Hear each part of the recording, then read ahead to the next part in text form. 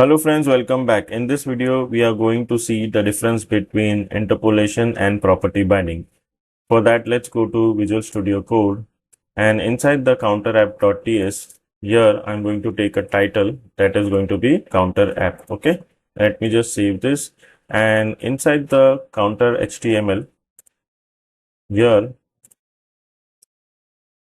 I'm going to take double brackets and I'm going to pass the variable which is title. Let's save this and go back to the browser. So as you can see, we are getting this title here. Okay. So this is called interpolation, which we already used in the earlier lecture, but I want to explain it. Now we will see what is in property binding. Okay.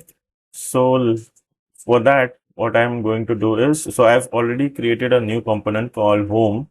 Okay. And I have imported all the necessary things. Okay. So let me just uncomment this. If I save this and if I go back, so as you can see, whatever is in the HTML, that is going to be shown here. Okay. And let me just comment out this app component. So counter app. Okay. So let me just comment this out. And if I go back, so now as you can see, we are only getting the home component. Okay. And let me just close all the counter app component, which I don't want. As you can see here, I have imported the home and all. So that's it. Let's now to explain the property binding, let me create a input. Okay.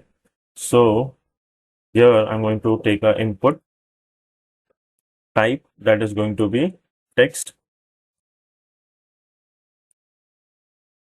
and I am going to add some class. Okay. So that is equal to, I have already Tailwind installed in my Angular app. So I'm going to use some Tailwind CSS classes. So I'll take border. Okay. And color of that border can be gray. And that is going to be 300 rounded. Rounded, that is going to be MD. Okay. And what else we need? Let me just check. Let me close this input. Okay, save this and let's go to the browser. So as you can see, we are getting this. Let me remove this. Okay, instead of this, I can just say H1, and here I'm going to say property binding. Okay, save this, go back. And now what else we can do? Okay, let me do this side by side. Okay, so that we can see a clear picture of what we are doing. So I don't want the focus. So okay, let's add some padding. Okay, so padding that is going to be 2. Save this. Okay, this looks better. And then I don't need any focus on this. So I'm going to remove the focus.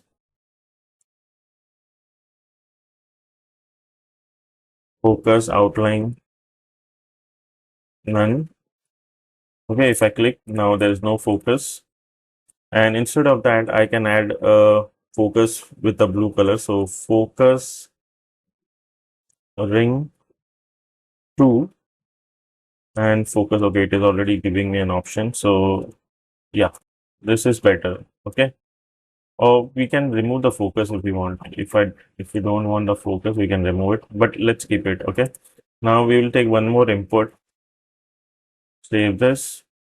Okay, here it is. Let's add a break.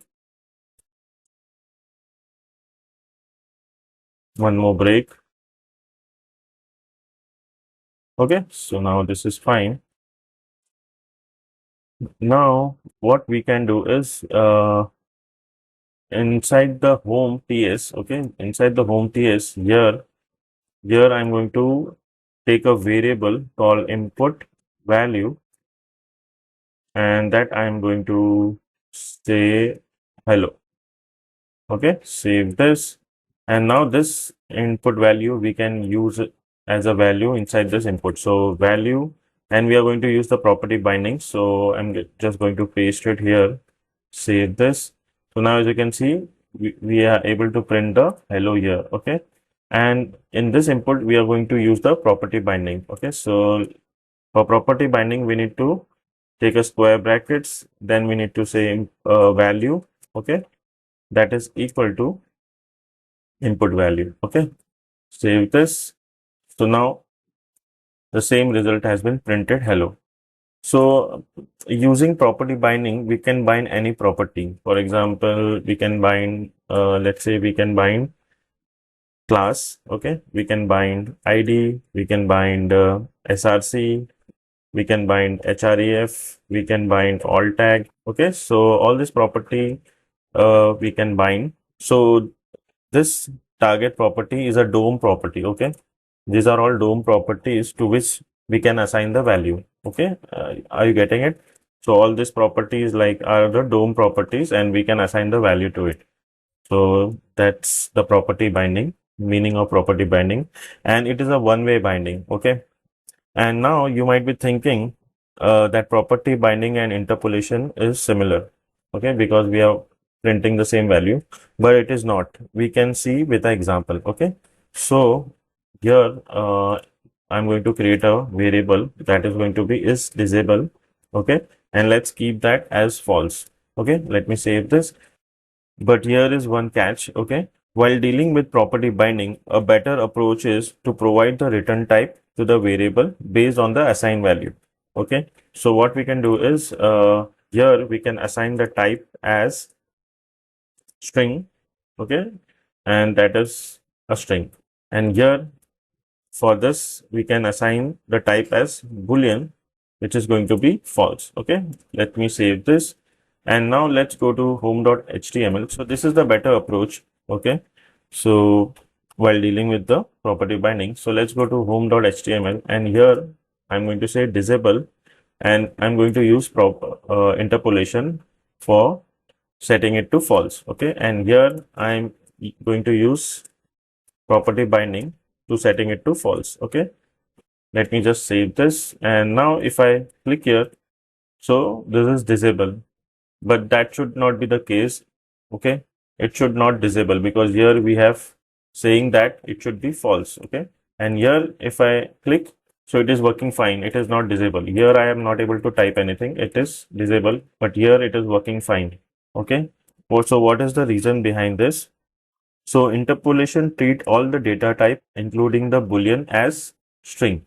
Okay, so this is considering as string. Okay, so that is why it is giving me true value. Okay, truthy value. So property binding is more reliable for binding a non-string value like a Boolean. Okay, so that is the main difference between interpolation and property binding. So I hope you understood the difference between interpolation and property binding. And this is it for this video, and I'll see you in the next video. Bye bye.